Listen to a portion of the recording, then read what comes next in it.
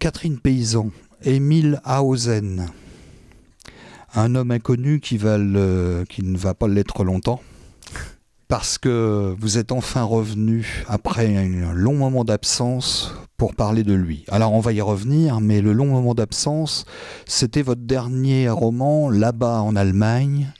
C'était à quelle époque qu'il est sorti ? L'amour là-bas en Allemagne, il est sorti il y a 5 ans. Et d'ailleurs, paradoxalement, ce livre, c'est pas un paradoxe, d'ailleurs j'en étais très contente. Je voulais vous dire au passage que mon papa a été gendarme, ce qui m'a d'ailleurs valu quelquefois des moqueries que je n'ai pas beaucoup appréciées.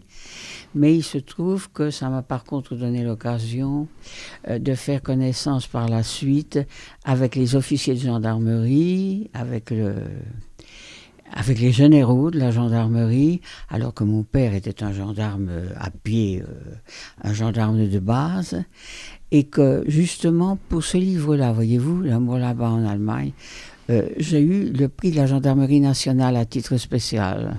Et après, j'ai entrepris le livre là dont nous allons parler, dont vous faites le plaisir de bien vouloir que nous parlions ensemble, et qui est un livre qui est le livre d'une vieille dame qui a eu envie, avant de passer l'arme à gauche, d'écrire un livre testament, puisqu'il s'agit d'un homme, le juif hongrois, qui a été mon mari pendant une 30aine d'années. Donc je résume rapidement pour gagner du temps. Émile Hausen, c'est son nom. Il est hongrois. Il est né le 29 avril 1922 à Budapest. Il est le 9e et dernier enfant de la famille. Il a eu 2 frères qui ont été victimes de la guerre, 2 autres enfants qui sont morts de maladie. Et cet homme, sauvé du typhus en 1945, débarque la nuit de la Saint-Sylvestre 1946 à la gare de l'Est, à Paris. Catherine Paysan, femme de sa vie.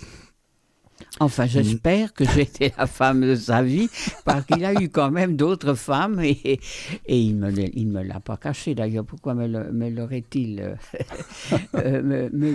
caché ? Mais c'est vous qui l'avez épousé. Oui, mais ça a été une sacrée histoire. Ça, c'est pas fait comme ça. Voilà, on va en parler. Et j'ajoute aussi qu'il a débarqué en 1946, mais que lui et moi n'aurions dû jamais nous rencontrer. Nous nous sommes rencontrés que 20 ans après son arrivée en 1946. Donc, effectivement... Oui, attention, il a fallu qu'il fasse son trou, et il a été, comme tous les émigrés, ça a été très dur au début. Hein? Et puis, il a fallu qu'il apprenne le français, qu'il fasse ses preuves, enfin, etc. Et qu'il accepte aussi de vivre dans une très, très grande pauvreté.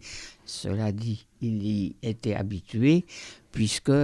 En tant que juif en Hongrie, il avait 20 ans à ce moment-là, il a fait du bagne à titre de juif. Hein. Alors justement, tout de suite on va donner le titre du livre. Il s'intitule « L'enterrement d'un juif hongrois ». Alors, je fais une petite parenthèse tout de suite, parce que lorsque je vous ai rencontré pour écrire mon livre « 72 célébrités sartoises », vous m'aviez dit qu'il s'intitulerait « La providence de l'âme », un titre que je trouvais, moi, très beau. Alors pourquoi ce titre-là n'a pas été conservé ? Non, parce que je pense que c'est un titre qui aurait fait reculer beaucoup de gens qui ne savent pas ce que ça peut être que la providence de l'âme, déjà pour commencer, et qu'à l'époque actuelle où nous vivons, des choses qui me déplaisent énormément, c'est-à-dire tous les communautarismes qui sont en train de revenir, tant du point de vue religieux, politique, tout ce qu'on voudra. Nous sommes à la recherche de toutes sortes de boucs émissaires, ça ne me plaît pas. Et donc, je voulais préciser justement que ce juif-là et moi avions réussi à non pas réussi, mais je veux dire décidé de former un couple mixte, car les couples mixtes sont quand même très mal vus, et ils sont souvent très mal vus, j'entends bien, dans tous les milieux, hein, que ce soit dans les milieux, car je connais bien aussi, il se trouve que je ne l'avais pas attendu pour connaître les milieux juifs. J'y ai connu des gens de toutes sortes, c'est-à-dire que pour moi, l'être humain, c'est quelque chose que nous devrions comprendre une fois pour toutes. Tous nous sommes imparfaits. Tous nous sommes portés à l'égoïsme. Tous nous sommes portés à croire qu'il n'y a que nous qui avons raison. Nous avons une faculté de mépriser les autres, etc. Il y a, à l'heure actuelle, certes, un communautarisme. Il y a un communautarisme chrétien, d'ailleurs. Il y a un communautarisme juif qui existe encore, bel et bien, puisque les juifs n'aiment quand même pas beaucoup de se marier, sinon qu'entre eux. Hein? Bon. Et puis, il y a aussi des communautarismes, évidemment, chez les musulmans. Mais il ne me plaît pas, à l'heure actuelle, par exemple, que les musulmans nous servent aussi de bouc émissaire. Hein? Et qu'on galvaude. Il y a 3 religions monothéistes. Et je trouve que chacune pêche par orgueil, chacune prétend connaître la vérité. Le bon Dieu n'est jamais descendu, donc nous ne savons pas comment il est. Vous voyez? Bon. Est-il blond, rond? Non, mais c'est pas ça. Qu'est-ce qu'il pense de nous? C'est ça qui m'inquiète. Bon, vous voyez, il y a ça, et il y a aussi le communautarisme, vous voyez, qui en ce moment est en train de se greffer, que je ne trouve pas meilleur. Il y a un communautarisme il y a une laïcité qui est en train de devenir une religion intolérante aussi. Hein? Et je crois que ce qui m'a décidé aussi à écrire ce livre-là, c'est non seulement mon histoire personnelle, privée, avec mon mari et moi, et qui n'a pas manqué évidemment de confrontation culturelle, c'est normal. Nous venions chacun, nous avions été formés autrement, chacun de notre côté, et donc c'était difficile d'accepter toujours la vision de l'autre, et vice-versa. Bon, mais c'est de ça aussi que je veux témoigner, ce que les êtres humains en ce moment, je ne suis pas fier de l'humanité en ce moment, de la façon dont elle se conduit. Tout à fait. C'est ça, justement, qui, moi, m'a frappé dans votre livre, parce que vous avez épousé cet homme-là dans une église. Il a été enterré dans une église alors qu'il est juif. Comment avez-vous vécu cette bonne intelligence humaine? Pour les juifs qui pourraient entendre cette émission, ce que je souhaite d'ailleurs, bien entendu, c'est que il ne s'est jamais converti au catholicisme. Et c'est tout à fait normal que ça n'a pas été exigé de lui. Et il me paraît normal que chaque religion devrait être en état d'accueillir un partenaire qui n'est pas de la religion de l'autre, et que ce serait ça la grande marque de la fraternité humaine. Mais peut-être que j'ai tort, mais enfin voilà, c'est comme ça. Non, mais là, ça a été l'exemple frappant. Hein? Et j'en assume la responsabilité, la critique, tout ce qu'on voudra. Ça a été tout à fait l'exemple formidable d'un enterrement par un prêtre d'un juif. Oui, et ils ont d'ailleurs... Maintenant, il faut dire que mon mari aussi était un homme qui mettait du sien. Hein? Il était très bien avec les prêtres de bonne table de l'époque, qui ont bien voulu... parce que... En même temps, c'est lui, il m'a énormément aidé lorsque j'ai voulu sauver mon église de campagne. Hein? Puisqu'il y avait une bande de Lascar qui était venue, elle date de l'an 1000, elle est très intéressante, etc., qui était venue dire qu'il fallait abattre tout ça pour faire un uniprix. Mon mari a soutenu mon entreprise de vouloir la garder. Et ce qui nous sauvait beaucoup, qui manque beaucoup à cette humanité complètement dérive à l'heure actuelle, c'est un sens de l'humour suffisant pour pouvoir aussi, je me rappelle, quand il disait... Je disais en riant comme ça quand il passait autour de l'église, alors t'es passé devant la synagogue. Il riait aux éclats. Et puis moi, je rigolais bien aussi. Parce que voyez-vous, c'est pas possible ça. Je trouve que c'est un monde qui est devenu impossible. Voilà, là ici, il y avait la bonne intelligence humaine, vous dites que ça n'existe plus aujourd'hui. Non, je que trouve ce soit pour votre mariage ou pour l'enterrement. Non, mais ce qu'il y a, c'est que je me demande, nous sommes vraiment maintenant devenus... je trouve ça extrêmement triste. Tout est caricaturé maintenant, il y a un manque de respect. Et puis surtout, c'est ça qui est très grave, ce manque de volonté que nous avons, vous, moi, n'importe qui, car moi aussi je ne vaux pas mieux que les autres, bien sûr. Nous sommes des êtres humains, c'est-à-dire que même instinctivement, sans nous rendre compte, nous voulons phagocyter l'autre. Et l'autre aussi, il veut nous phagocyter. Et c'est ça, c'est ce jeu extrêmement difficile. Il faudrait qu'on nous apprenne dès que nous sommes petits, que nous sommes des enfants, qu'on se réveille le matin.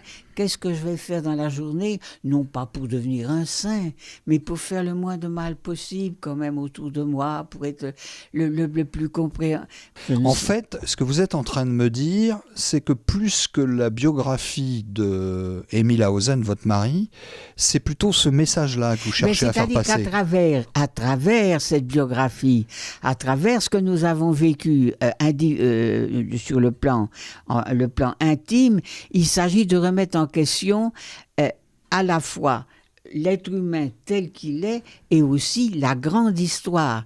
Et la grande histoire à l'heure actuelle est en train de devenir aussi particulièrement non seulement dérangeante, mais désastreuse. Voilà. D'accord. On va y revenir quand même parce que son exil en France à Émile Hausen est la conséquence d'une série de souffrances terribles qu'il a vécues. Oui. Ses frères et sa fiancée, en l'occurrence, avant que vous deveniez à votre tour sa fiancée, ont payé cher le conflit de 39-45. Est-ce que vous pouvez nous résumer en gros ce qui leur est arrivé? C'est terrible. Il faut d'abord savoir que le père d'Émile... D'abord aussi, tenez, une chose que je veux dire, on ne nous parle que des juifs riches. Moi, j'ai épousé un garçon qui était le fils d'un juif pauvre, puisque le père d'Émile était laveur de carreaux. Il est difficile de trouver une position plus modeste. Hein? Bon. Alors, c'était un milieu qui était très particulier. Le père avait fait la guerre déjà... parce que le père avait fait la guerre de 14-18 contre les Occidentaux, puisqu'à ce moment-là, le pays d'Émile était allié déjà de l'Allemagne. Bon, donc, surtout, il faisait partie c'était les Austro-Hongrois. Bon, et les deux fils aînés de cette famille ont été tués à la guerre de 14-18. Le père, lui, en est revenu. Et c'était une époque assez particulière où l'empereur d'Autriche avait pour la première fois consenti à donner aux Juifs le titre de vrais citoyens, qui leur a été ensuite ôté par la suite. Bon, donc les deux frères aînés d'Émile les deux autres qui vivaient, qui étaient nés après ces garçons-là qui étaient morts, puis il y avait eu encore deux autres morts, enfin toute une histoire. Et c'était des gens qui menaient une vie pauvre, vous voyez. Les deux autres ont été emmenés au travail forcé lorsque de nouveau la Hongrie a de nouveau attelé son char, et cette fois au nazisme. Cela dit, il y avait des raisons à ça. C'est que les Occidentaux, après la guerre de 14-18, ont été tellement durs pour tous ces pays d'Europe centrale, qu'ils avaient gardé d'énormes rancunes. Par exemple, la Hongrie, après la guerre de 14-18, avait perdu la moitié de son territoire. Et Hitler avait promis aux Hongrois que s'ils attelaient en effet leur char au sien, eh bien, quand il aurait gagné la guerre en Europe, il leur rendrait les terres, vous voyez. Bon, alors, moi, comment ai-je appris ça? Parce que j'avais épousé ce Hongrois, car autrement, j'ai été, si vous voulez, aussi ignorante que tout Français moyen de tout ça, qui parle à tort et à travers, bon, ouais, qui sait rien et qui pense qu'il n'y a que sa civilisation à lui qui est intéressante, que les Bien autres, évidemment. enfin, bon, patati, patala. Bon, et donc, il a un frère qui avait été tué au lance-flammes et un autre qui était mort de misère dans les mines de sel. Bon. Et puis sa fiancée qui s'est Non, pendue. Non.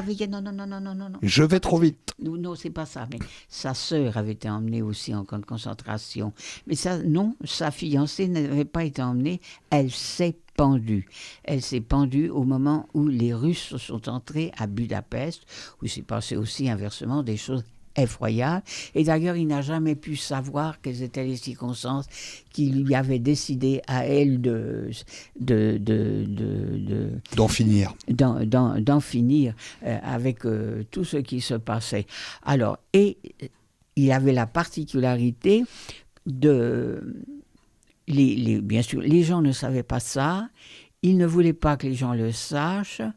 Et moi aussi, j'ai mis du temps à savoir à quel point il continuait d'avoir peur. Peur. Vous voyez, par exemple.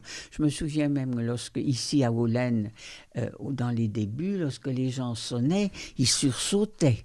Parce que c'était comme si c'était peut-être encore la police. Vous racontez une promenade dans les bois où il est effrayé par les arbres, comme si c'était des ombres. Les arbres parce qu'on l'a trimballé comme ça. Hein. Alors quand il avait 20 ans, on l'a emmené aussi. Bon, c'est un miraculé parce qu'il aurait dû mourir. Hein. Et puis, voilà. D'ailleurs, c'est la question que j'ai envie de vous poser. Il vous a rencontré, il est venu vivre avec vous à Paris dans un premier temps, puis ici, à Hollen. Et au final, je ne sais pas si vous en a parlé, si vous l'avez dit, mais est-ce que finalement il a été heureux? Est-ce qu'il a été heureux en Hongrie? Est-ce qu'il a été heureux en France? Est-ce qu'il a été heureux à Hollen? Vous l'avez appelé Émile Sartois d'honneur, là je regarde dans mes notes. A-t-il été heureux avec vous? Est-il mort heureux? N'a-t-il pas été tenté aussi d'écrire lui-même? Je crois qu'il aurait assez aimé ça, mais à ce point de vue-là, il était fasciné. Hein, attention, il était fasciné par ce que j'écrivais. Hein. Mais de là à écrire?